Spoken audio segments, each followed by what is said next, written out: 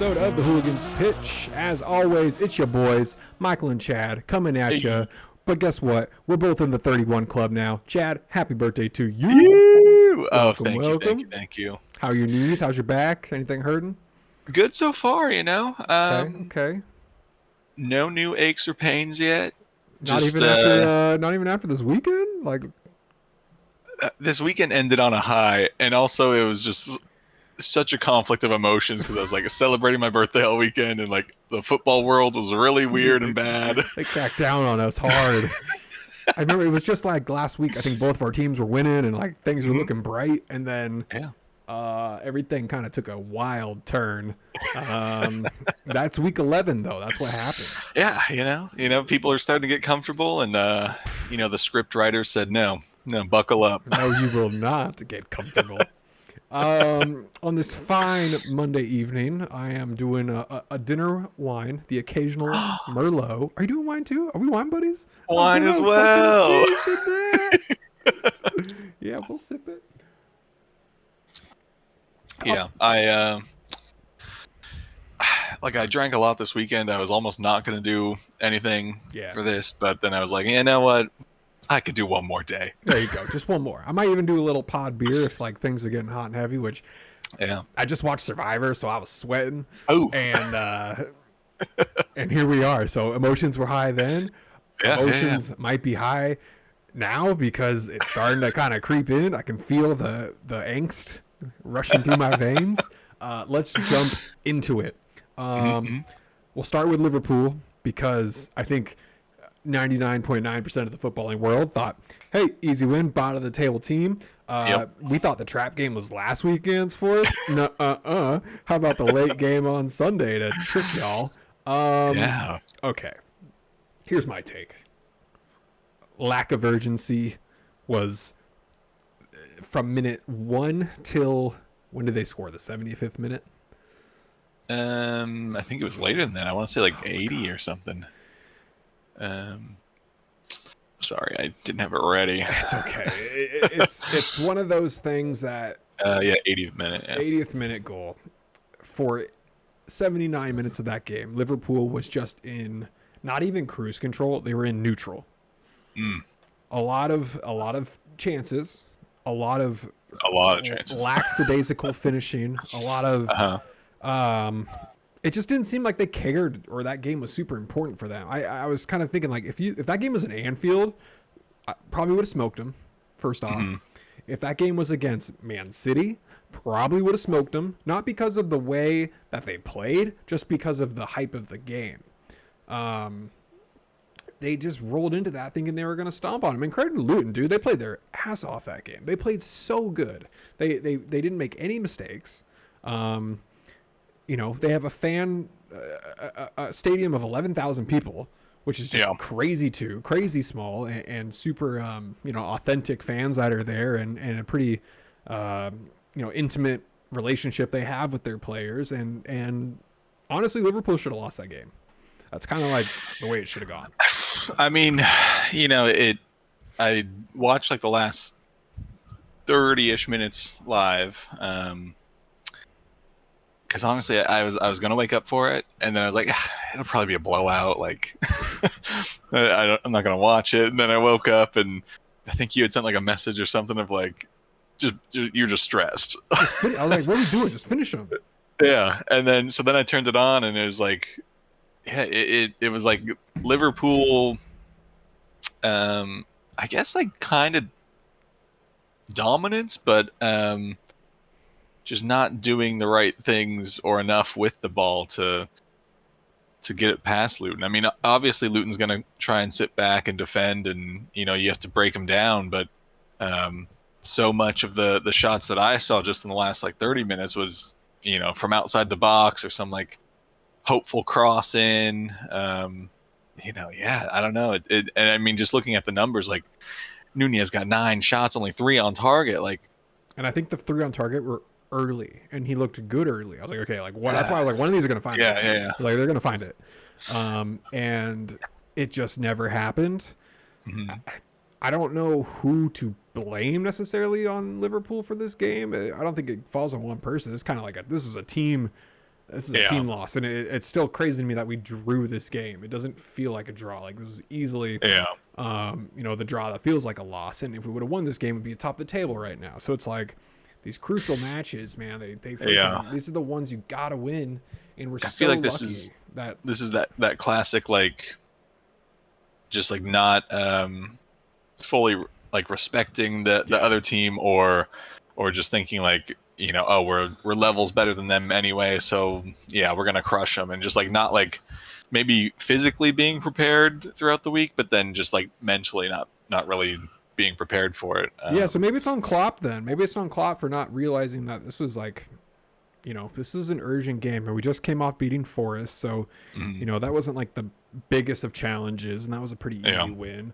I don't know. This is the one that they should have put away early. This should have been a resting game for most of our players, and here we are dropping points against Tottenham. Tottenham dropped points, and this could have been a crucial time to catch them, but it is what it is. We can't go back now.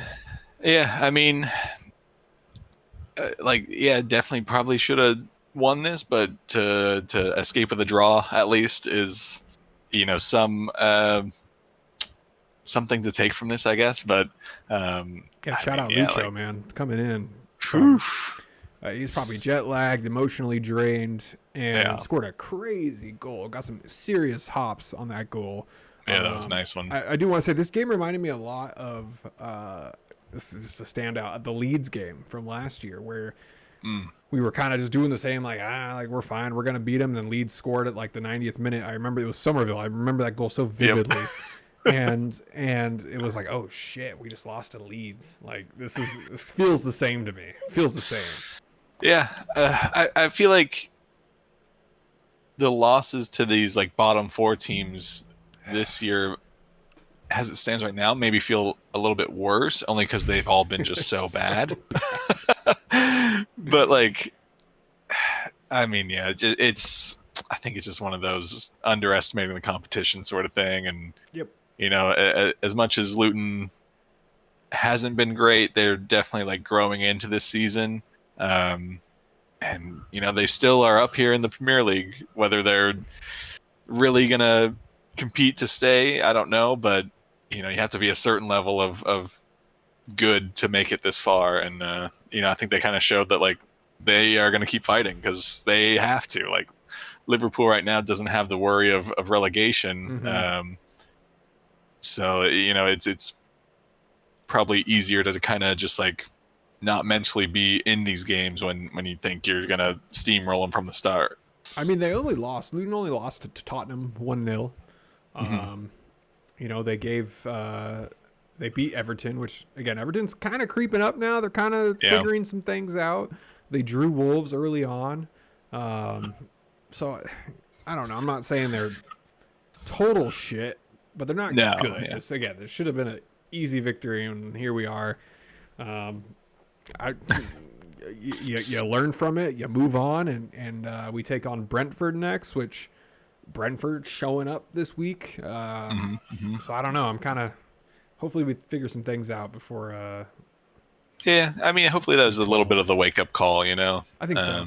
I think so. Sometimes I feel like teams just need that. Like, not that Liverpool has been comfortable this season, but it's easy to kind of get ahead of yourself and have to be brought back down to the like game by game mentality. Yep, I agree.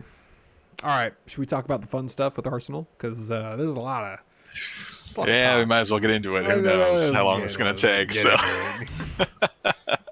I watched the whole game. I'm assuming you did too. Because where do you want to start? Honestly, I think I'm just going to start this with I don't think Arsenal deserved to win this game by any means. Defensively, I think Arsenal played really well. Saliba was so chill on the ball. Rice was everywhere he needed to be, and even making the advanced runs when he needed to. But creativity and attacking wise was just like so lackluster and just like stale. I mean, Odegaard was out From what I understand, it was maybe a late decision to not have him in the squad. So, maybe they were planning all week with him, and then, you don't get him, and he is, the kind of the main creator in the team. So that's definitely a big miss, but like, there's still enough talent up front there that you should have been able to get something together. And like, I know Newcastle's home record is good. I don't think they've allowed a Premier League goal since like August or something like that at home. Wow. So, it was always going to be a tough task, but I like Arsenal. I think still played pretty well, but I think a draw would have been the more fair result here. Arsenal like shut down Newcastle's plan, right? Like Newcastle's always so like go, go, go, lots of running, lots of quick breaks and stuff, and you didn't really see that all game. Like Arsenal shut that down. So I'm not saying I don't think Arsenal played bad and that's why they lost. I think you lost because of some questionable calls or no calls, I guess is maybe the better way to say it. I think we probably just start with Bruno, because that's maybe more the egregious issue rather than the goal. Bruno G, it felt like he wanted to get kicked out of that game. Especially after the elbow to Jorginho. The push in the back, I was like, this guy's clearly not wanting to be here, or something else is really frustrating. It was unbelievable kind of what he was doing. I think it all sparked with the Havertz tackle. I think that was kind of the thing that got the ball moving. The which was hilarious, by the way. That tackle comes in. It's a silly tackle for Havertz to make. A split second later or earlier, it's probably a red. Yeah. He landed at exactly the perfect time, and because of that, 4 Newcastle players get a yellow off of that. Like, you completely played into Havertz's hand there. It was 3 players got yellows. No, it was Gordon, Longstaff, and Schär, and 4 yellows in total. I thought the Anthony Gordon yellow there was really weak. I didn't really know why he got one. He must have said something. I think the ref was probably just getting fed up with the complaining and arguing, and just he happened to come up and say one more thing, and then all right, you get a card too. It definitely worked out in Arsenal's favor, but that definitely kicked off the MMA event that we pretty much saw. Bruno G with the great elbows to the back, which was so Jesus. What are we looking at here? What are we doing? Well, that's my thing, is like, this is your like spot, like nailed on. Let's take it to VAR. Easy check. Boom. Red card. He's out the game. VAR is looking good. We're doing the job we're supposed to do, right? Like, and to my knowledge, they checked it and didn't see an issue with it, which is questionable. It was all an issue. Everything yes. I'm speechless, Chad. I'm speechless. I don't know in what other sport you could do that and get away with it. Honestly, I'm being serious. Every sport, I think, would look at that and say, "You're gone." No, yeah, because like, if Jorginho still had the ball at that moment, you could maybe argue your way through it to be like, "Oh, he's fighting for the ball." It's still a stretch, but like, Jorginho had passed the ball already, and Bruno comes in, and you see that one angle where he's like running and then lifts the elbow, like. It was 100% calculated, and I don't know what VAR saw to not have any issue with that. It makes you wonder, doesn't it? I mean, what? Like, come on, that is so blatantly clear. You could show that video to people who don't even know what this sport is. Mm-hmm. You'd be like, "Do you think this is violent?" And I think the answer across the board would be, "Oh, yeah, that looks violent." And like. It's not part of the sport. There's nothing. There was nothing around him to make him off balance. To make him. Jorginho never fought back. It just didn't make. It made no sense why he even did it. He put his team in a terrible situation if he would have got red, and then minutes later, I think it was actually in the second half, he did the full push in the back of Jorginho. It's not even a push. It's like a body check. It's a very strong shove. Very and that didn't get him a yellow. He didn't get his yellow until the 88th minute, which if I was Eddie Howe and I saw my player doing that right before half, the elbow, I probably would have taken him out. I'm surprised he didn't come out.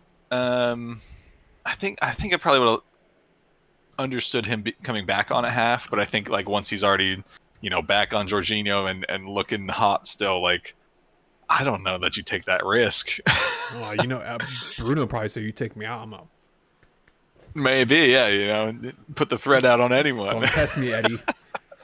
Yeah, I don't know what got into Bruno. Like, I've seen a few Newcastle fans say that sometimes in like bigger games he can just get like super heated and like super emotional about it. That's cool. You can do that. Just don't be violent. Yeah, which I think is good if you can channel that correctly. But when it's you just like singled out Jorginho and like fuck that guy. This poor guy's just trying to play the game. What the hell is happening to me? Yeah. I don't know how he got out of that with just a yellow. It just makes every red card that's happened in this league so far this year just like, what about this guy? Like, why did I get a red, but this guy got nothing? Not even. Yeah. He got nothing. And I mean that's kind of like, I think that's my biggest issue with VAR in this game. Like, the goal sucks to give up and is just decided the winner, but had you properly removed Bruno from the game, I'm not saying Arsenal would have won. Newcastle very well still could have won this, but it's a different game from a whole second half, right? Like that's a big miss, and Arteta kind of talks about that in his post-match rants, but which I think we'll probably get into, but I don't know. I there's the conspiracy part of me that thinks that Newcastle and Bruno's plan was for him to get a yellow at some point, because that puts him on 5 yellows. He's now suspended for Bournemouth, which by all accounts should be a straightforward game for them. Whereas ahead of that, sorry, I should have had this pulled up, but ahead of that they have Chelsea, United, Everton, Tottenham, like games where like you want Bruno in there, and he potentially will get a yellow card in those games. So you think he was saying at one point, I still don't have a yellow? Dude, what do I gotta do? I think he started too strong. I gotta choke someone? Like, what's he gotta do? He elbows someone in the head. He full on shoves someone. It's still, he's like, sir, please, just give me the yellow.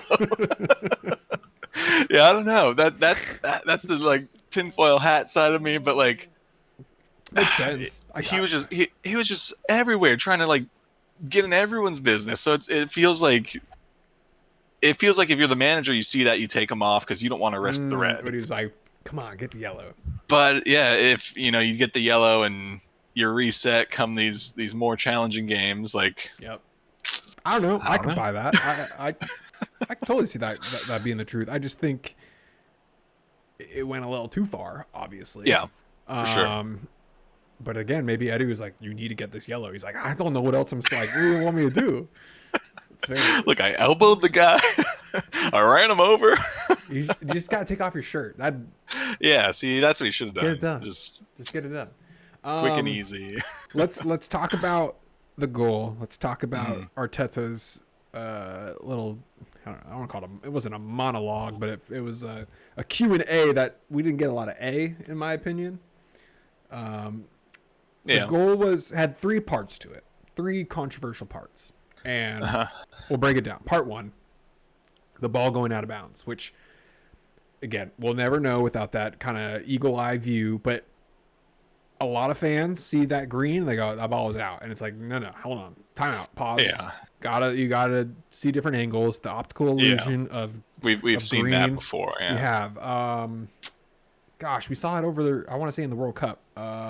It might have been Japan. Japan and Spain, I think, have this. I think so, yeah. Same thing. The ball has a sliver of it over the line and it's in. Just because there's green from your angle doesn't mean it's not in bounds. So I do think from that angle they showed us that ball was in bounds. I do. There's not concrete evidence of that though, which is a problem. Why don't we have a good angle of that? That's kind of crazy. Well, that's kind of my issue with this part of the calls, that you have this goal line tech, so cameras are already pointed at the goal line. So why do we not just expand that to that whole end line, right? I bet it does now. Oh yeah, it's coming. And then I saw a post today that in the Bundesliga in Germany they got cameras in the corner flags, and I was like, well, that would be great, because then it's a camera right there. I don't know. It might not be enough to tell exactly like if the ball is completely out or if there is that little sliver, but it at least helps. It provides a closer view rather than just the TV view basically. So yeah, I'm okay with that going as inconclusive, because it is, but it like it's 2023, almost 2024. We got cameras everywhere. We gotta start using these things. Yeah, the Germans aren't the only ones with this technology. Yeah. And if they are, pay them so they can share it with us. Yeah, for real. Like, they don't have a patent on it. I think everyone can use a camera at the corner. I'm like shocked there isn't GPS on a ball, or like a tracking in the ball, like to just see. Well, but that's the thing too, is like at the World Cup, they every goal or big kick, they would tell you the revolutions per minute and like speed, and so they, at least at the World Cup, were trialing or using tech in the ball or with cameras or whatever it was to at least track the ball in that sense. So if you can track that, I would think you could track like pretty precise positioning on the field as well with it.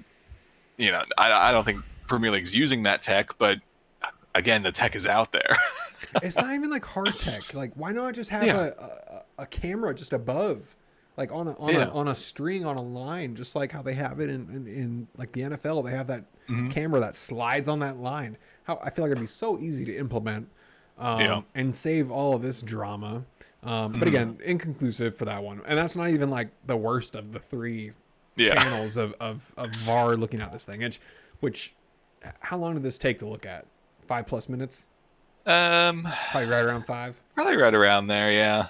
I mean, at the end of the day, I'd rather you be me too thorough, and if there were multiple possible infractions, then like, yes, please check all that.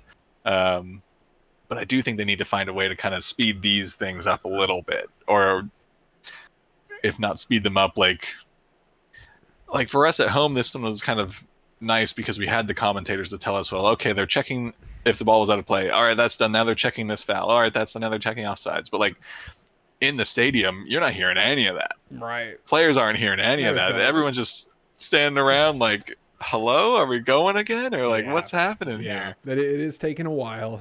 I do appreciate, and I think it's since that Liverpool-Tottenham game, everyone's being a little hypersensitive to outcomes. Making sure it's correct, which again, I'm okay with it if it's going to be correct, but they don't even know if this is correct. That's the big that's the big problem. So then the second instance where we see is that Joe Linton, who's pushing Gabby in the back, trying to defend this ball, and this one's tough for me as a neutral because I see Gabby leaning forward to go for the ball. But I do see a full extension of Joe Linton's arms into Gabby's back, which is it's so hard to say, did Joe Linton push him? Yes, he did. Was Gabby going forward in the same direction he was being pushed? I think yes. I think that's a yes. Now, did Joe Linton push Gabby so hard where he miscalculated his header? Very possible. Don't know for sure, but in the laws of the game, you could argue that as a foul because you simply cannot full arm extend and push someone. He just wasn't standing. Yeah, like because he's bracing for the header. I think he's going to try and like flick it back rather than just like up or out. Um, so yeah, he is kind of bent over and leaning forward, but I think it's one of those fouls where if it's like anywhere else but the box, or even if this wasn't counted as called a goal, I think they maybe call the foul. Now, do you think if it was just the one instance, do you think it was this instance only, they would call it a foul? But because there was three, they were like, we got a lot of things to look at here. Should we? Maybe it could be that. Like, part of me thinks, you know, the refs and VAR know that a lot of pressure is on them with these calls these days after Tottenham, Liverpool, other calls with Arsenal. Like, it's been a rough 11 match days for VAR. So I think, maybe initially, yeah, they see, okay, well, is this ball out of play? And then they see, play progress, and there's like, well, this thing, and then like maybe an offsides, like some people are asking for a handball sort of thing. Like maybe they just got a little flustered, maybe of like, okay, well, it's not that, so like let's move on to this, and then just like kind of maybe not rush through it, but I don't know, you're maybe just, I guess, yeah, like flustered or like nervous with the added pressure anyway. Yeah, like, I think they were pressured to make a decision, and because each instance took a while, and because there was not great footage of the ball on the end line, they were probably going, oh crap, like, yeah, here we go. And then because it was such a, I don't want to call it controversial push, but it was like, it was 50, it was maybe 60-40, 70-30. It was, but like in what direction? Don't know. How do you determine that? Almost impossible. I mean, yeah, I think this was one where like you just got to play at real speed, I think, because like you slow it down and like, yeah, you get the clear view of the full arm extension, but then you really do see Gabby's kind of bracing and leaning forward, and so you can okay, then it's going to see that side of it, where when it's like real speed, I think I guess it kind of like in my mind works a little bit better of like seeing the actual motion of push, right? And he's like kind of pushing like top back, almost like neck area, so it's like I just think it's a foul anywhere else. Yeah. It's just too, for me, it's so close. It could go either way, and it went one way. But then the third and final thing, which was, I think, maybe the least visual item that we can see, because you couldn't see where the ball was hitting off of. I guess it was hitting off of Joe Linton at that point. Where it was in comparison to where Gordon's body was. And now, Gordon looked like he was behind the ball, his body, but if you look at his foot and his knee, it is like, it's up there. And if that ball is placed a little bit further back on Joe Linton's body when he was hitting it, I really think that was the one that could have been ruled offside, which I don't. All the angles that we saw, it looked like we were looking at Joe Linton's back, and I swear we never saw the opposite side. I think they showed it like once, but I think it was like way zoomed out. So then I think when they try and like zoom in, it just gets like pixelated. But yeah, it's another one of those like inconclusive ones because they didn't have the right angle, and that's just like unfortunately not really acceptable at this level. Like I just think with World Cup and Champions League, they use that like semi-automated offside where it pulls up the 3D model and all that. I'm wondering if like that would have been able to catch this. I don't know how they're tracking that, if it's all camera based or if there is like a chip in the ball or something, or I've never seen what. a ball when they do that. I've always seen bodies. Yeah, so I don't know if this situation would have benefited from that system, just because I mean, that one I feel like you kind of get to see through bodies, right? Because it just like draws a line and you see like Varane's butt was hanging over, like yeah, it like the Bruno one was my big VAR disappointment from this game. Yep. And this whole situation just showed that there's like so much more tech and training, I guess maybe that VAR can and should have. It's like every week we're learning like, yeah, they need to figure out a way to solve this, and it's never gonna. I don't know. Yeah. I don't know what will be the end game with VAR.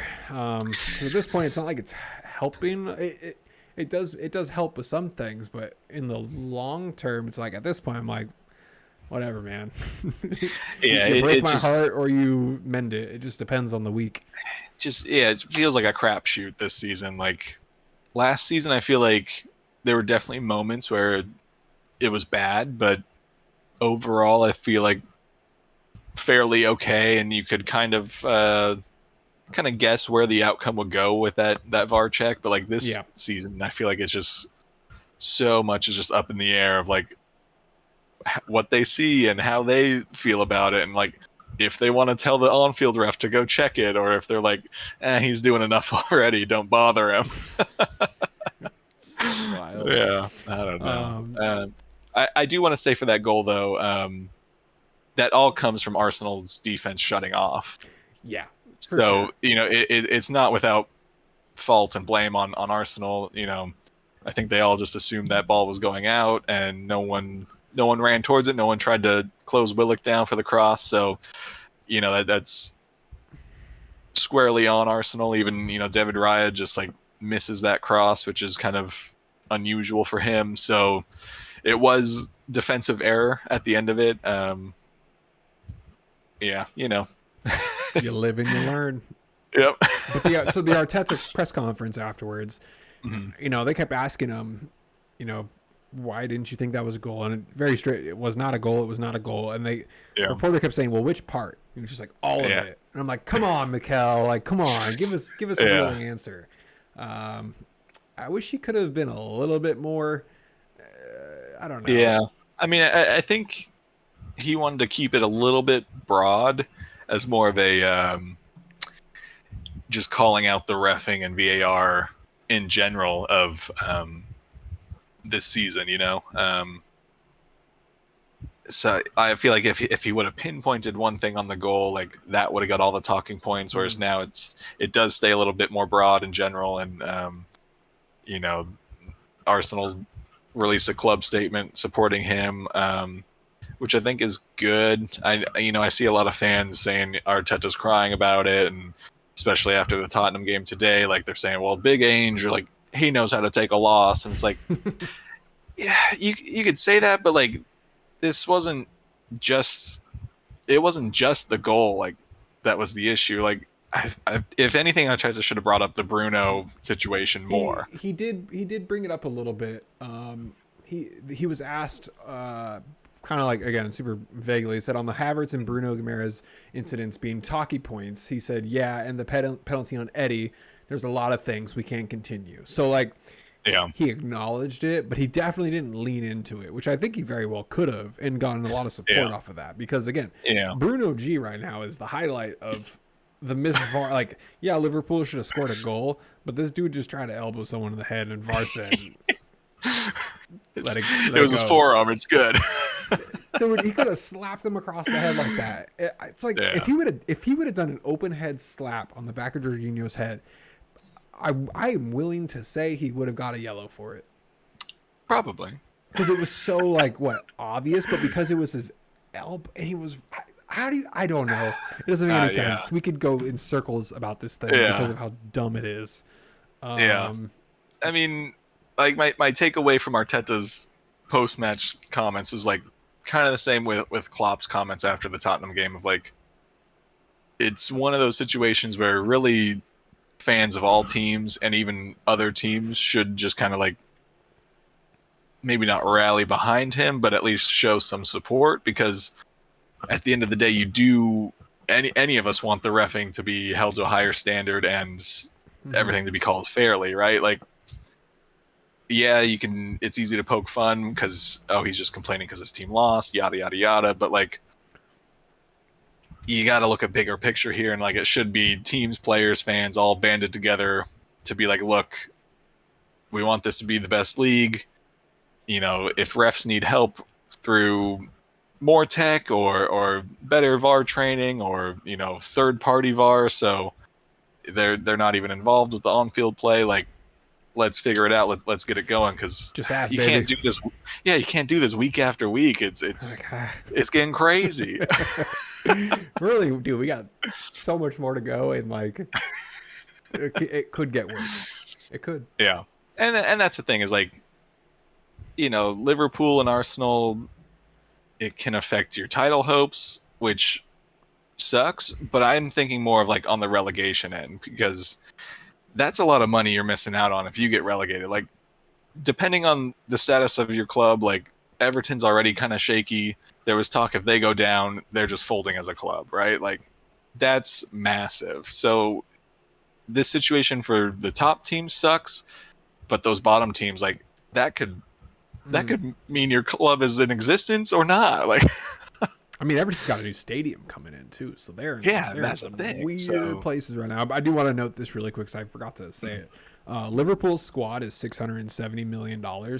Did you hear how much Luton Town's was? Not the exact number, but I remember seeing at the start of the season that it's like very small. You want to take a gamble at it? I think it was. I don't even think it was above 100. Honestly, if I'm not even close. No, I want to say it's like 25 million. 10. Oh, man. Salah's worth 12 times their club, essentially. Yeah, so that's you flip the script, and that's Luton Town out there trying to ball out, and they miss out on a point, and that's what could keep them out of being in Premier League or Championship. I could see the riot. I could. Yeah. So I mean that like, look, a loss was always going to happen in this season. To come against Newcastle, I guess, is one I can take. Respectable. Like, yeah. I think it should have been a draw out at the end of the day, honestly. But you take the loss, and hopefully that, if anything, we've seen this Arsenal side benefit from that, like, us against them mentality sometimes. So it could kind of wake up some of the attacking players and get the creative juices flowing. I think Odegaard was surely missed, and I think that's just kind of what you're missing. And Emile Smith-Rowe too, he's kind of like Odegaard light, and even if he was in there, I think things would have gone better for you. But that dude just can't stay fit. He cannot get on the pitch. It's a bummer. It's a bummer, because like 2 seasons ago he had a great run of games where he was scoring and looked like he was finding his place in the team, and then just kind of a little bit fell out of favor, and then picked up some injuries, and then keeps picking up injuries. So it's like getting a little concerning for him and his longevity in the squad. Got anything else to say on this one, Chad? I mean, I will say Havertz was probably one of the bright spots in the attacking 5, I guess you'd say. He still didn't get a goal or create a whole lot, but I think he just looks so much better on that right side. So I think Saka helps him out there too a lot. Yeah, I think it's, for now, I think his position is either Odegaard backup, or when we want a taller player up in like the striker position, it's there, and we'll figure out the left center mid with someone else, because he doesn't do enough over there. He doesn't get on the ball enough, I think. Whereas against Newcastle, he contributed a lot more, mostly defensive work, but it still was more than we've seen him in a lot of games this season. So see if maybe that's what Arteta sees as well, and shift things around again. Fair enough. All right, let's jump into Man United here. Let's just kind of go down the list. Very, very, very lucky. As always. Very lucky. They did nothing up until the 90th plus minute. I was like, Fulham's going to get away with a draw here. Good for them. Yeah. And then, Bruno had a great little kind of do-it-himself moment. And somehow, some way, they got 3 points and stay in the upper half of the table, which is just maybe saved Ten Hag's job this week. Definitely took some pressure off. If he would have lost this game, you started to see the articles like creep out of like, oh yeah, who's coming in for Ten Hag, and like you just looked it up last week, and so talk was happening. But yeah, like it honestly just looked like a mid-table scrap between two teams. Like certainly not a United team versus a mid-table team. Yeah, I mean Onana had some great saves. He's keeping them in the game. But damn, Fulham was so close. I know. They almost got away. And Fulham's nothing special, so I mean, yeah. For Man U to win 1-0 against them, 90th plus minute, even though Scott McTominay had a goal which got called back, which he was off. It just when they play Luton Town in 2 weeks, or I guess next week, that might be I might watch that. I might try to watch that one because anything can happen. If Luton plays the way they did against Liverpool, they could beat Man U. No doubt about that. So this team has got some work to do. They just got Wan-Bissaka back. He looked pretty good. No Casemiro. Rashford wasn't playing. They still started Maguire. Their whole back line is just sloppy. I think Wan-Bissaka will help. But again, you're not scoring. So if you're not going to score, what are you supposed to do? Yeah. Just looking now, they said Rashford took a heavy knock to his leg in training and was unable to finish the last session before the game. So he might be back for next week, but I mean, he hasn't been scoring anyway. So I don't know that you missed too much without him out there. Well, they got Copenhagen on Wednesday. Oh, midweek. That's right. Yeah. So they got Champions League this week. Yeah. And, Copenhagen took them all the way to the end, I think, in that first round. So, yep. Almost the same outcome. Bailed out by Harry Maguire. That's their MO this season is like, don't do anything all game and then have a little spark of luck or something. Yeah, right at the end. Pray to Sir Alex that they can get this one. I don't got a whole lot more to say on that one. I think we did enough talking. With Man U last week for a couple episodes. Let's talk about City really quick. I think we knew the outcome would be like this. I don't think we knew Jeremy Doku would do a 4 assist and a goal outburst. That guy, he's a damn menace. Oh man, how did they get him? I don't know. He just kind of flew under the radar, I think, because I didn't hear any talk of like City's in for him, but then here comes Chelsea or Arsenal or Liverpool. Like it was just they like leaked it and then he was there. But I mean, yeah, he looks great, and like I know it's Bournemouth, so it's not the strongest of competition. Little inflated. Yeah, but I mean, he got the job done. Certainly, he was clearly better than anyone else on that pitch. Holland went out with an injury, so it allowed him to, I don't know, maybe be a little bit more self-centered, kind of do what he wanted to do. But I mean, when he's dishing off 4 assists, everyone's super happy. After every goal that was scored, almost the player that was scoring it was pointing at him, saying like, "This is because of you." That was cool to see. I mean, the dude's super young. What is he? 21. Yeah, jeez. He's 21, so he's gonna be around for a minute. Yeah. He's got that Belgian blood, so Belgian wingers, man, they come around and they tend to do some dangerous things. But City doing City things, no surprise there. Sadly, they are top of the table now, so we got to deal with that. But hey, they don't turn into like prime Messi's until week 30. Yeah. So we got time. Got time to kind of lay out the frame, and hopefully other teams can stay with. And I mean, look, Bournemouth got a goal against them, so it's possible. People can do it. You just gotta believe. Yeah. Okay, I think from here on out, almost every game that I see on my table, I would have said the opposite of what was going to happen. So we start with Sheffield and Wolves. Sheffield. Yeah. Getting their first victory of the season. Mm-hmm. Beating the Wolves, who just beat Man City 3 weeks ago. You know how weird our diagram would look if we had like greater than, greater than. Sheffield would be at the top right now. Yeah, that's true. You know, I don't know what happened to Wolves this game. They just feel like they just looked off the pace. Like I think it proves that Neto is the real deal. Yeah, that's true. I think when you don't have Wang kind of playing up front as much, he was playing Neto's position.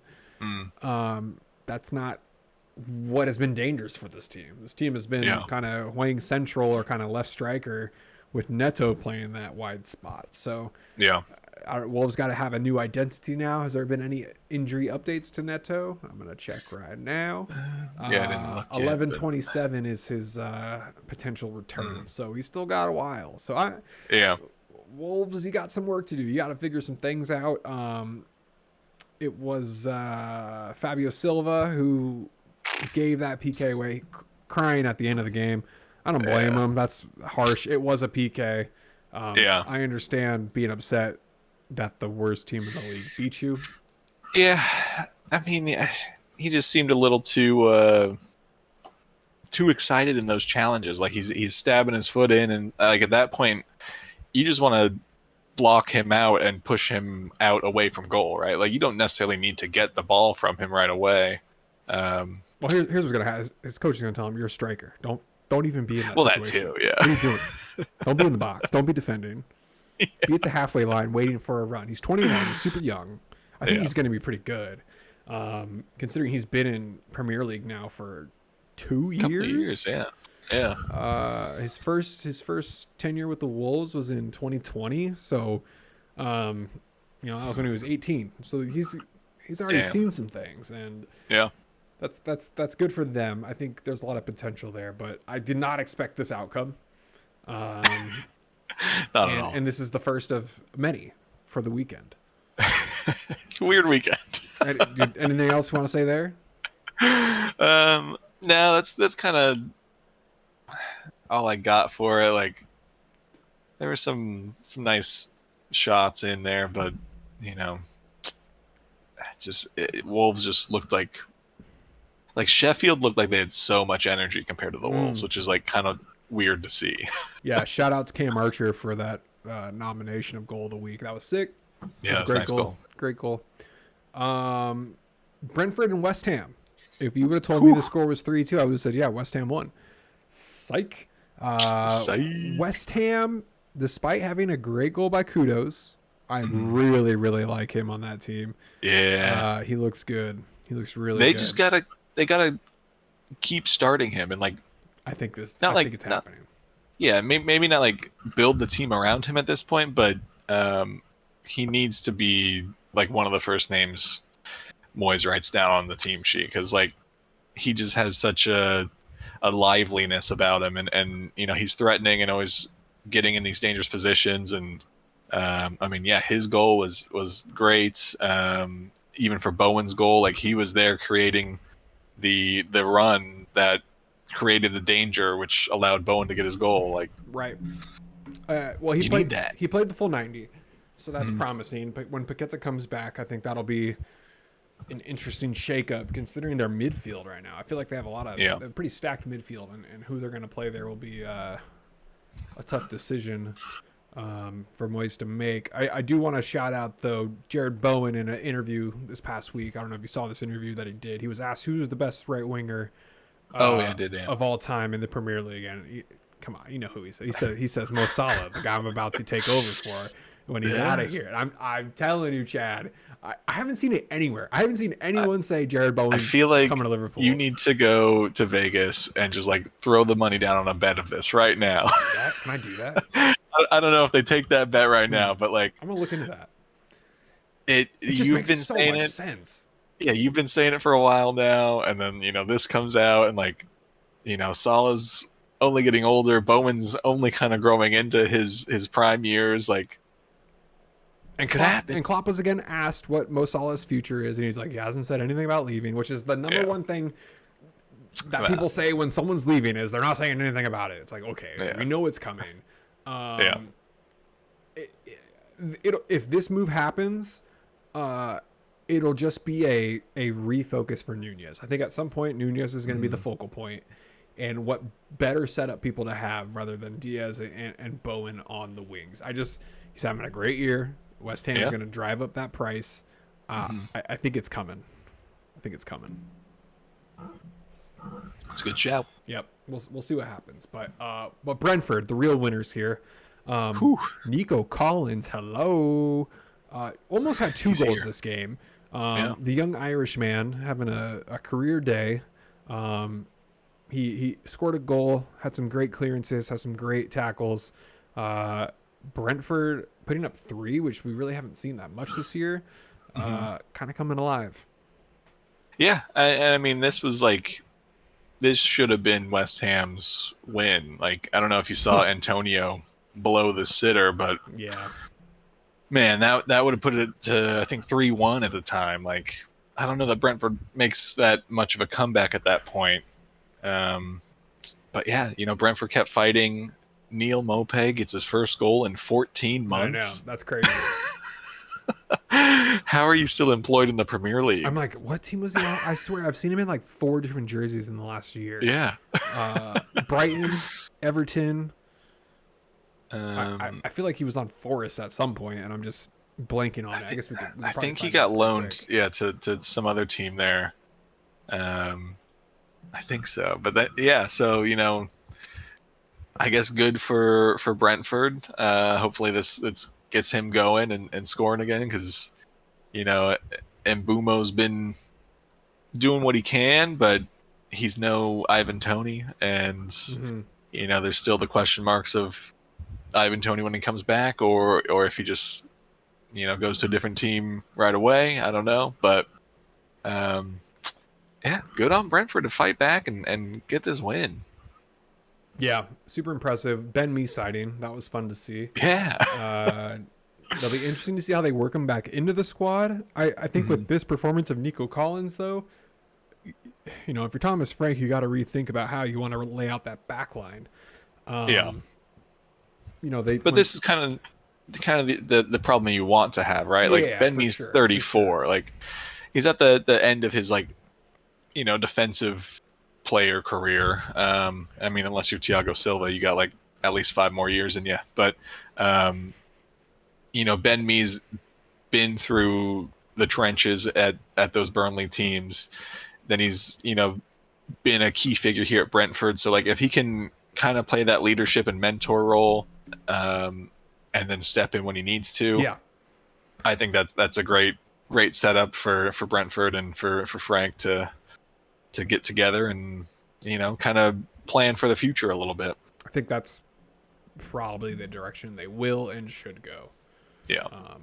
Considering you need youth in the back line right now, and besides Thiago, off the top of my head, there's not a lot of older defenders. Virgil, he's 32, I believe, but Virgil's a 6'6" athletic beast who's he's either 31 or 32, but and you got Craig Dawson at Wolves, 33. Okay, I think those are the old guys out there these days. Okay.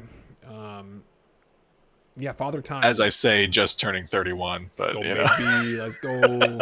I know. I had some underwater hockey last week, and I was like, "How there's this older dude there? He's probably like 38." I'm like, "Oh no." Oh no. Anyway, the one game out of our list that I think maybe went the way I thought it would go was Crystal Palace and Burnley, because Burnley just does Burnley things, but Eze came back for Crystal, which is a huge addition, and looked totally fit and good to go. Jordan Beyer came back for Burnley. The goal that Palace scored, the first one by Schlupp, Jordan Ayew put Beyer in his spin cycle. Holy Yeah, man! got him. He just gotta go back to the injured reserve, homie. Yeah, Like, you ain't ready. That was that was that was a nasty. super nasty move. If there was going to be a move of the week, that is the move of the week for sure. Yeah, So Palace getting the easy dub. yeah, Nothing too spicy in that game. Pretty straightforward. Again, it's Burnley. They've lost 5 in a row now. yeah. I mean, I feel like the highlights that I watched of this didn't really do it justice because you go look at the stats and it feels like Burnley outplayed Palace. In what way? Well, they had 17 shots, only 5 on target, but compared to Palace's 4 shots with 3 on target, Burnley had 591 passes to 296 for Palace. Wow. 22 to 16 dribbles, 8 interceptions compared to 6. Like Palace looks to have played a lot more defensive. Almost double on the touches too. Like highlights didn't show it that way. Which I guess is I mean maybe says that just because you're kind of in more control of the game doesn't necessarily mean you're better. It just that's how Palace set out to play, is just kind of hit you where it hurts. But yeah, I don't know. I was just kind of surprised, like seeing those stats and then seeing the score line, and I would have expected at least one goal from all that Burnley did. But yeah, I don't know. I wrote down, should we be asking questions if Vincent Kompany is like the dude to stay? Is it even worth it to move on from him? I think money plays a huge factor in this. It's like, yeah, the dude came in, got you to Premier League probably quicker than what you thought would happen. Mm-hmm. And yes, you're here now, but like, what is a managerial change going to do at this point for your team that doesn't maybe have the quality to be in Premier League? Which again, they're only at this point 2 points away from being out of relegation zone. Yeah. We're in week 11, so we're a little, I guess, under a third of the way there. Yeah. I think you look at this kind of in the same situation that Everton had last year. Mm-hmm. Sean Dyche came in with how many weeks left? 9? I think so, yeah. Something like that. I think that's the direction they should look at. It's like, okay, if we're in crunch time, we're most likely going to be in a bottom 4 race here, and we got to beat one team, and Kompany just doesn't have it. Then okay, maybe look for Big Sam. Maybe go back to Big Sam over here, or I don't know. I'm sure there's plenty of other managers in there. Brendan Rodgers. That'd be super fascinating, actually, to bring in Rodgers. I don't think he's in his job right now. I don't know if he'd want to do that, but that would be interesting. I just think too much money for a team that doesn't have a ton of money to switch things up, and just too early. I mean, we haven't had a manager fired yet, right? No. And I feel like last year at this point, we were like... Or did Bournemouth? I don't think so. No, maybe not. Yeah. I don't know. I agree with you that it's probably just not worth it to do it yet, or maybe ever this season. Just because it feels like all 3 of those teams just came up a little bit quicker than they anticipated. Mm-hmm. So yeah, I don't know. I think you probably just take this year as better experience for, players, staff, club, and go back down. Yep. And, kind of recollect and move forward. But I mean, if Kompany's getting them to put up those numbers against Palace, who's, been a stalwart in the Premier League for years, like that's a pretty good showing, I'd say. Just, got to find, I guess, the quality there and make things happen rather than just padding the stats. Right. Yeah, I didn't watch the game, so I can't say too much about did they play great? Did they play sloppy? Was it just a lot of useless passes? Too hard to say right now. Yeah. Who's Burnley got next? They got West Ham next. I'm sorry, they got Arsenal next. Oh yeah. So I will be watching that game. So that'll give me maybe a better feel about what they are as a club. The team who I would argue is the most disappointed of the week, and we have some disappointments. It's got to be Brighton, right? Yeah. What the hell's happening to them? I don't know. They were flying at the start of this season, and now they are on the struggle bus. Like, their last win, Chad, was September 24th in Premier League. Yeah. I don't know what's really changed. Like, I don't think there's any. Well, Solly March is out. He's been out for a minute. I feel like that's a big one. Yeah. I mean, yeah, you're missing, I'd say, him, Stupinian, and yeah, maybe Welbeck would be your big misses, but I think there's enough in this team to definitely beat Everton. 100%. That is accurate. I don't know. I worry for them a little bit. I worry that Matoma is gonna say there's a lot of other teams that might want me and I can do something better. Yeah, he's the reason why they even scored a goal, and thank goodness a crazy deflection off of Ashley Young allowed it to go in. But again, he is the bright spot. He is the one putting in all the work, all the effort. Ferguson, who had one bright moment of the year, has just kind of fallen off. I mean, I think it's, Ferguson is he's 19 or whatever, so it's a lot to expect from him so soon. And with injuries, he's, I guess, maybe a little bit thrown into it, but I feel like, I don't know, like I haven't been able to really watch enough of Brighton to see if I can notice what's causing such issue in their play these days. But from the highlights that I watched of this, it just looked like Everton's physicality was just like way too much for them. Like they didn't want to be in these like tough challenges and force the way through to goal, and then finally Matoma does and gets this really good drive in, and it takes a deflection, but that's the danger that he brings of creating those situations. But he's going to need some help. Like he can light it up, but he's certainly not like the prime Mo Salah, where like you could just hand the ball to Salah and he'll win you the game 9 times out of 10. Yep. Not yet, anyway. At least with that. But see, Salah was able to do that too because his maybe other 4 counterparts were also very, very dangerous.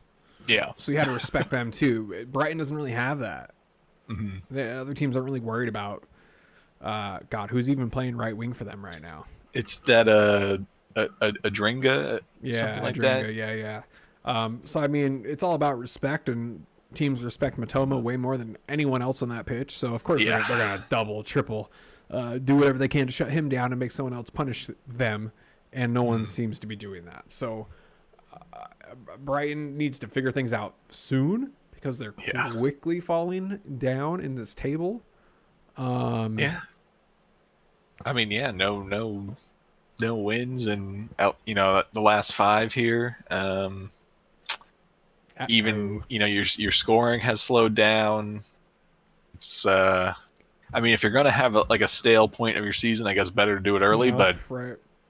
You want to turn this around quickly, and I think get back on track. We're getting into the nitty gritty cold months here. This is like this is the time when you don't want to screw up. And and then games come really quick in that Christmas period. So a lot of games. If you're going to drop points, it might be during that period just because of the congestion, which is understandable. But if you don't have that good base to kind of insulate some of those losses, then that could really shift you down the table. Okay, we got 2 more games here. Nottingham Forest, Aston Villa. If you would have told me the score was 2-0, I would have said, Aston Villa won that. Yeah, easy, right? Not so much. Matt Turner gets dropped in favor of, I'm so sorry the way I'm going to pronounce your name, Vlakudamis. Sounds good to me. Yeah, we'll go with that. Chad, I was watching this game. I watched it in its entirety, and it wasn't until like I knew something was off. I was like, what? Why am I watching this game? Like, I usually watch these like Forest for a reason, and like I was like, oh my god, Matt Turner's not in goal. And I was like, oh my god, Matt Turner's not in goal. And I like immediately went to my phone. I was like, why was he dropped? Yeah. And they, pundits might have said he was dropped because of the error in the Liverpool game, which I'm like, that's why. I was like, that error, like that's such a scapegoat move. Yeah. I don't know if Steve Cooper will go back to him. I have a feeling he will not. Yeah. Which makes me really bummed and kind of worried for his future now. And in terms of, these reps he was getting with Forrest was great for the national team. Yeah. And honestly, when he's with the national team, he looks confident as hell. Looks great. Yeah. Kind of sucks. I don't know. Yeah. Hopefully he can find his way back into the team. I think, for most of these games, he's looked good. Like, I certainly not, the best goalkeeper in the world, but he's looked better than Onana when Onana's been at his worst. Yeah. He definitely started pretty good in there. I mean, it's hard to judge because like Forrest is just average. They're either like they're either like really on it that day or just like not. And I still think you run into the issue of they just have like so many players that back line is probably not as figured out and solid as most teams would have. Yeah.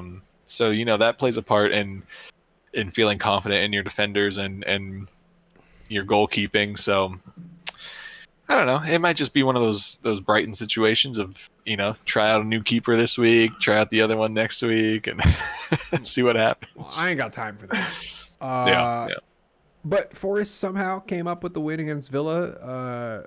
Great goal by Ani, I think is how you say it.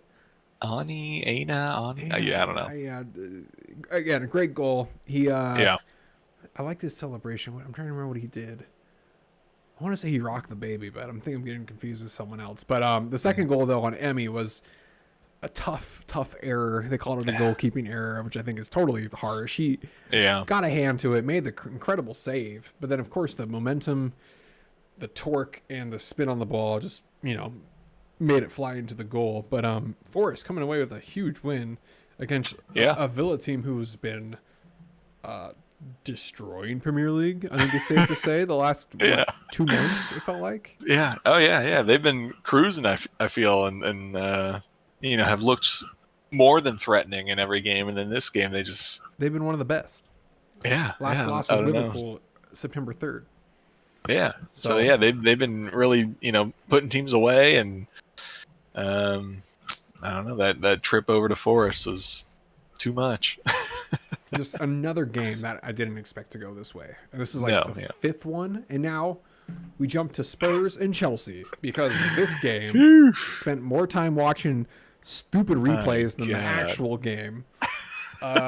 If you had told me Chelsea beat Spurs 4-1 and Tottenham got 2 red cards, I would have said you're lying. But hey, here we are. The inevitable red card to Romero, his 4th red card in 75 matches, if I read that correctly, in his club career. But this is his 3rd now with Tottenham, and in his last, I want to say it's 36. I want to say it's 36. Yeah. Well, I mean, we've seen the tackles he puts in, and he's not afraid to skirt that line of yellow and red. And he almost got away with this one. Almost, It's if Nick Jackson, people are saying this is Nick Jackson's best contribution to Chelsea was being offside in that position, because if he wasn't offside and he scored that goal, this might not have been retracted and turned into a PK and then turned into a red card. Kind of like butterfly effect here on what happened with the outcome of this. And then Cole Palmer, great PK. Vicario, almost a better save. So close. But Tottenham losing their first league game, which we're all super happy it came this weekend because everyone else screwed up. It's great. Great weekend for it. For real. So, am I surprised Chelsea won? Yeah, I guess I'm surprised. Am I surprised that they scored 4? I think that's the bigger thing. I'm surprised they scored 4, and there's no way they would have got there if Tottenham didn't have 2 less people, right? Yeah. I mean, Tottenham kind of crafted their own demise here, though. Like, Yes. Obviously the Ramiro red card, Udogi's second yellow, like those, yeah, bad luck, I guess you could say. But then even down to 9-man squad, they're playing this super high line, like standing at the halfway line. You see their traps they're trying to do?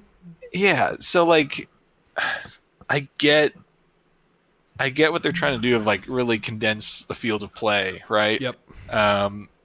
But Sterling's been trying to make this same run since the match started and has gotten through a couple times and, had a goal called off, has called offsides, yada yada. So how many offsides do we see this game? I didn't even look. That's a good question, though.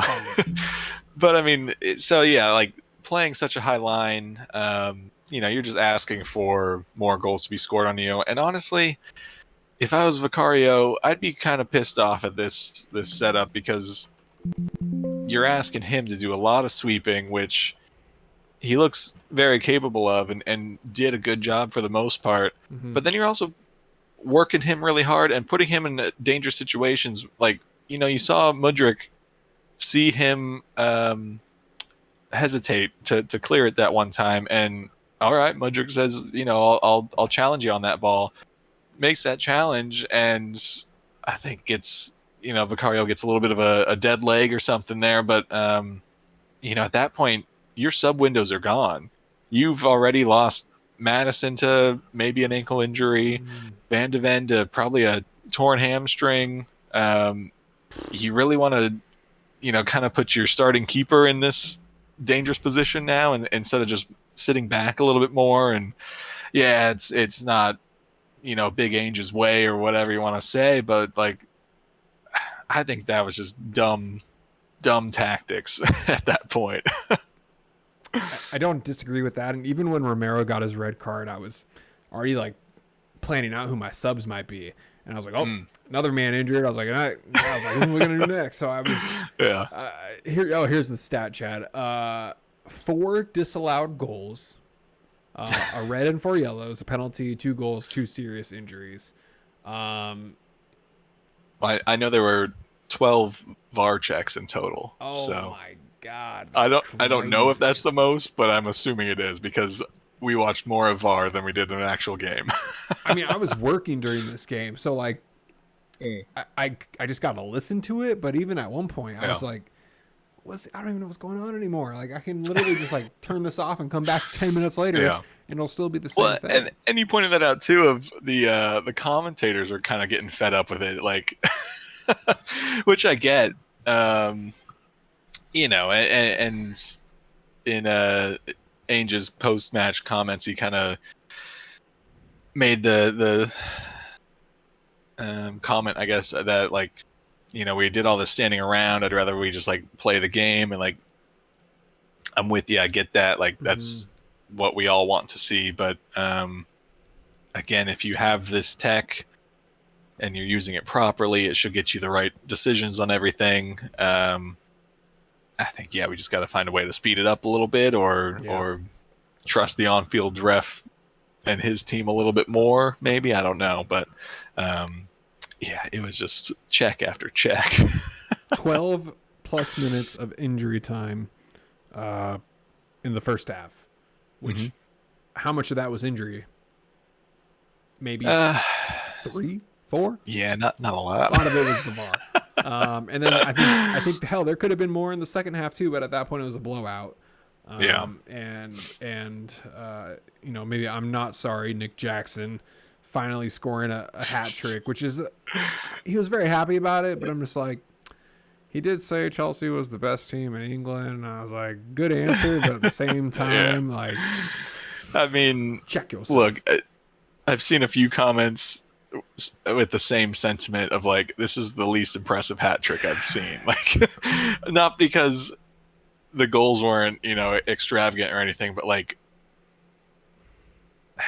it was against a 9-man team. It was still a little bit of a struggle to get there. Like, it was, dude. And I know we were right. We were on the same page. Every time I saw that ball go through, I was like, dude, he might screw this up. And like, even not even him. I was like, someone might be outside. Yeah. Someone might like mess up in the build up. It was painful to watch Chelsea that game. Like, that should have been the most straightforward win. And honestly, even at 3-1, I was like, I don't know. There's still like another 12 minutes probably with added time here, so things could happen. And then that would, at 2-1, I think was Dyer's goal that was called off, right?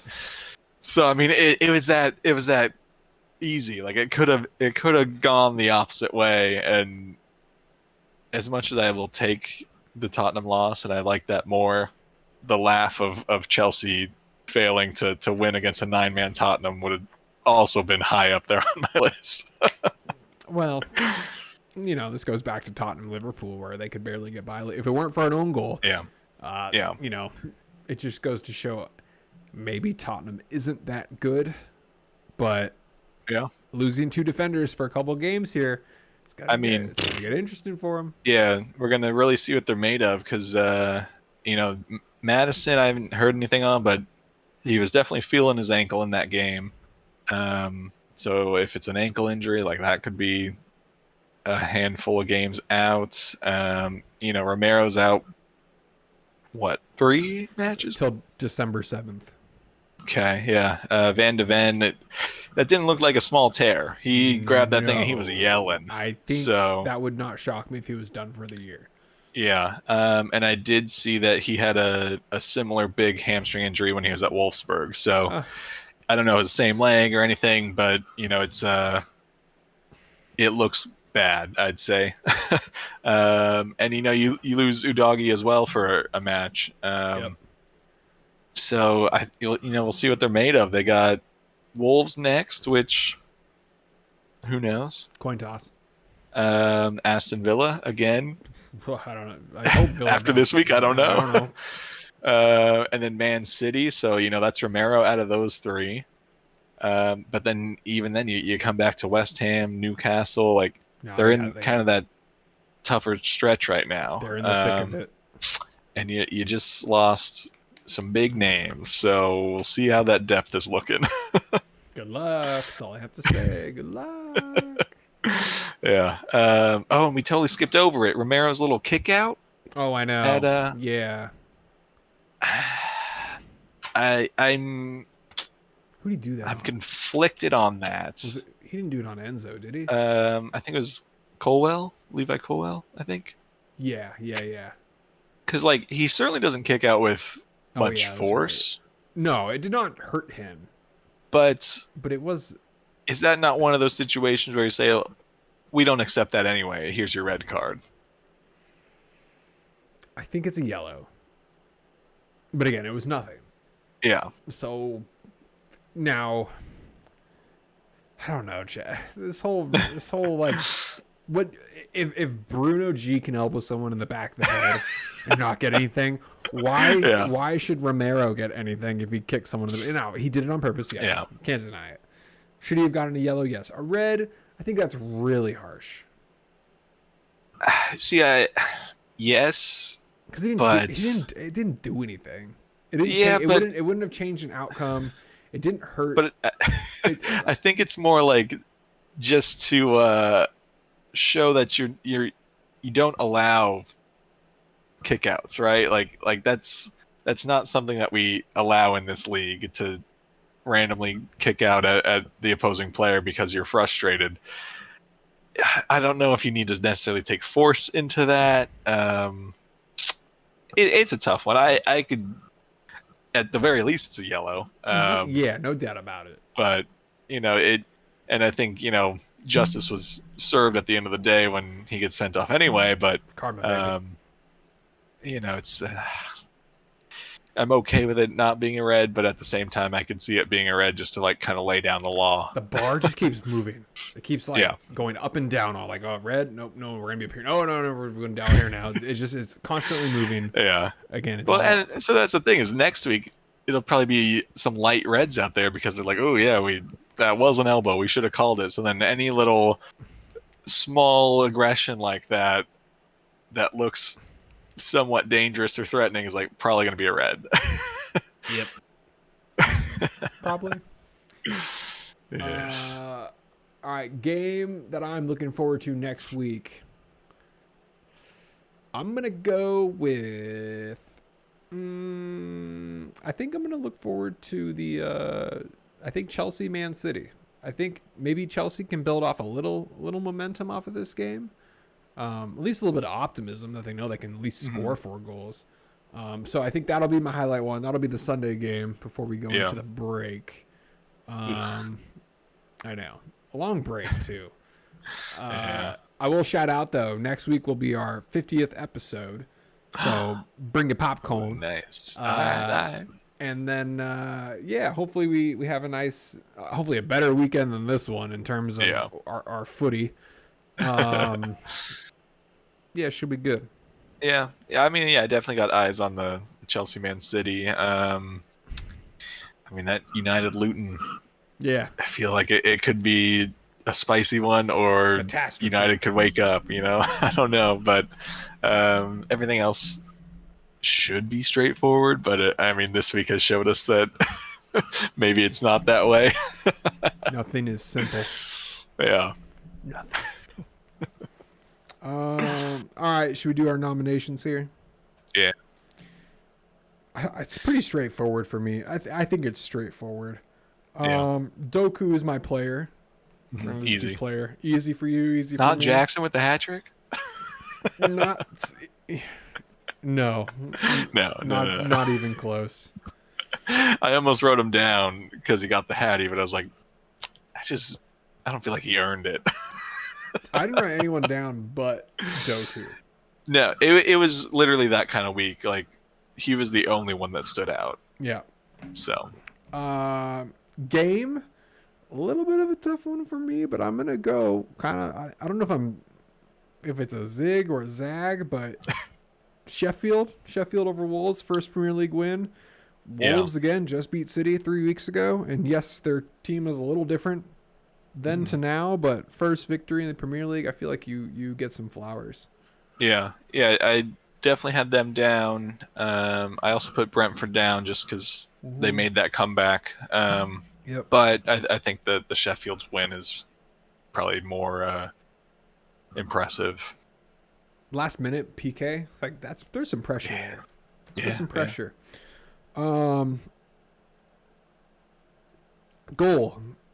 I think there was a couple good goals this week. Yeah. I honestly, I think mine's Kudus. Like, yeah. Cam Archer was my other one in there. I even did Cole Palmer PK. I don't know why. I love that PK, man. It was nice. There's something about as perfect as you can get, You can't get much better than that. It reminded me, just like shades of Virgil when he did it against Kepa. Just like power shot, hit the corner like perfectly. I thought that was nice. I put Chong down for the Luton goal, but that's more in like a team sense because it was that great counter attack that it was that Liverpool-esque counter, right? That like everyone flooding forward, pure speed, perfect pass. Too. Did you see it? Yeah, see, it was all Liverpool DNA there, but the goal itself, it wasn't overly exciting, but I mean, context of that team, I guess, is what kind of. I mean, that was only their. God, how many goals have they scored? 10th goal of the year. So it's 10% of their efforts, is what you saw. There you go. Yeah. Kudos for me. I think that goal is sick. I think I'm subbing him into my team. Maybe this week. Ooh, I think I'm gonna do a little switcheroo here with Matt Turner and Matoma. Am I crazy? Maybe. Maybe. I'm gonna look at Odegaard too and kind of see what I need to do, but I want to just make sure I'm still getting. I don't like not having players getting points. And since I had 2 players not get points this week, and then Romero get -5, I'm like, okay, what do I do here? So I got some options, and I will, I'll make it work. Yeah. Sac Republic news, take it away. Man. It was a weird night. Just a weird weekend of footy in general. I don't know what was in the air. But yeah, Phoenix Rising Western Conference final. Sac's at home. In the league, Sac beat Phoenix 4-0 at home and then lost 2-1 away. So could have went either way, It wasn't an open and shut case by any means. But yeah, game started. Sac came out hot.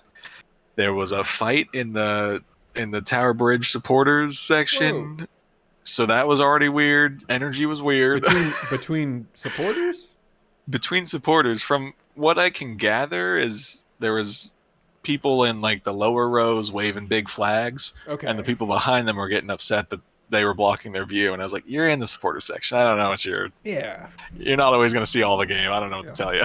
Fair weather fans or something, like just not. Yeah, maybe. I mean, game. They don't know what they're getting themselves into. Yeah. You get to this point where it's win or go home, and you're definitely bringing in fans that aren't used to it. So, yeah. I mean, that's disappointing to see, and frankly embarrassing. Like, you're within your own supporters group, you're having this fight, and Phoenix had a handful of their fans there, so it's like just even more embarrassing now. Like, yikes.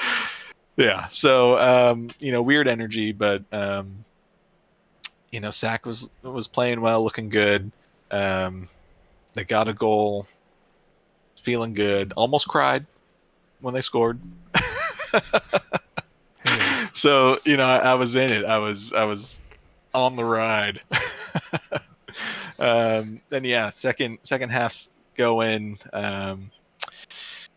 USL refs are. I mean, we talk about Premier League refs, but USL refs are just cut from different fabric. And hey, man, NAIA refs for college. Well, they're up. Hey.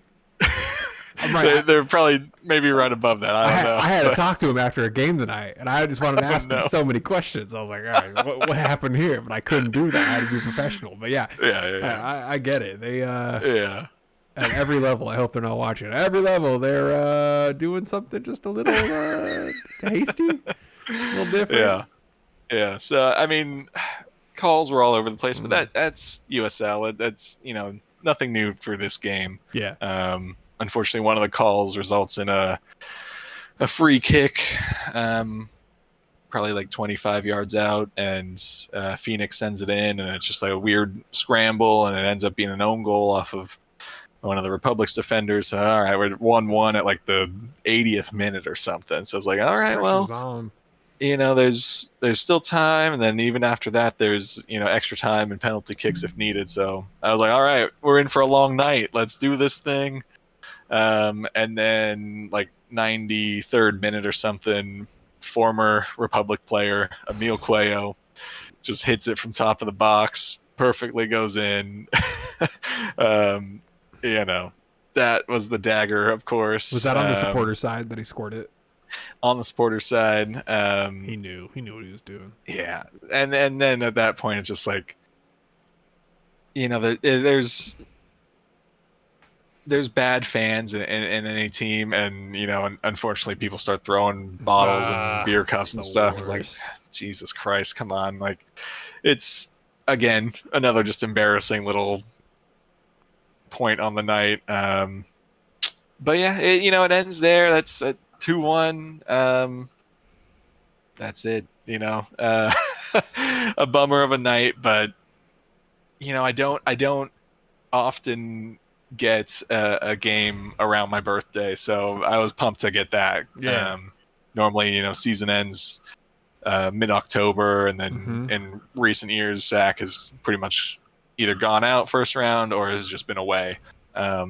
So got the birthday game, which is fun. You know, a win would have been nice. Would have been cool, but you know, can't have it all. This is a true shit weekend of football. Yeah, something in the water, in the air. I don't know what it was. Something's going on. You turned 31.